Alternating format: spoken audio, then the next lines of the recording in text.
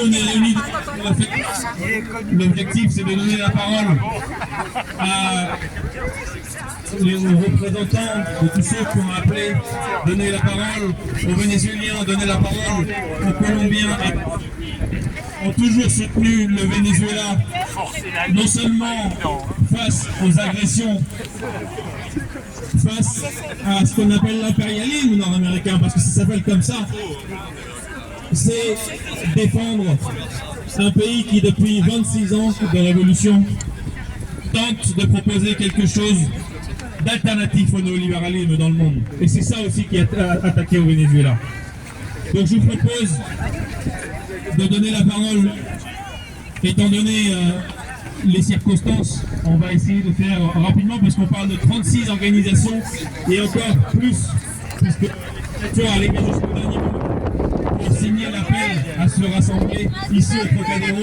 Et je veux préciser et être clair à tous ceux qui nous écoutent, non seulement ici, mais aussi depuis le Venezuela. Ici, on est tous rassemblés pour demander trois choses basiques, peu importe notre couleur politique.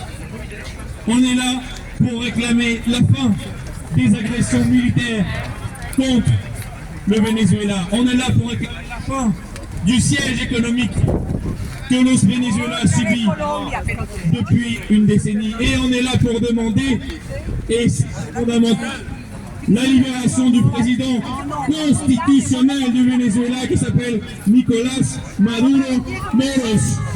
Maduro, libertad! Libérez Maduro! Libérez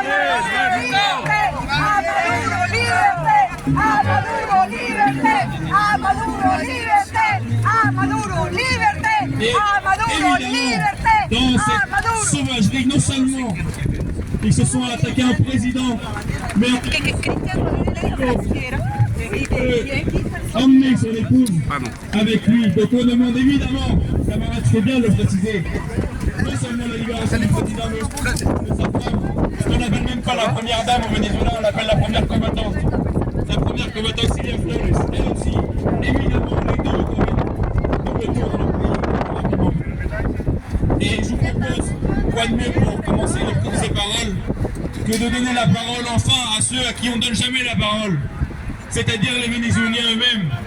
À chaque fois sur les plateaux télé, sur les réseaux sociaux, c'est toujours les mêmes qu'on voit apparaître, qui sont favorisés par l'algorithme.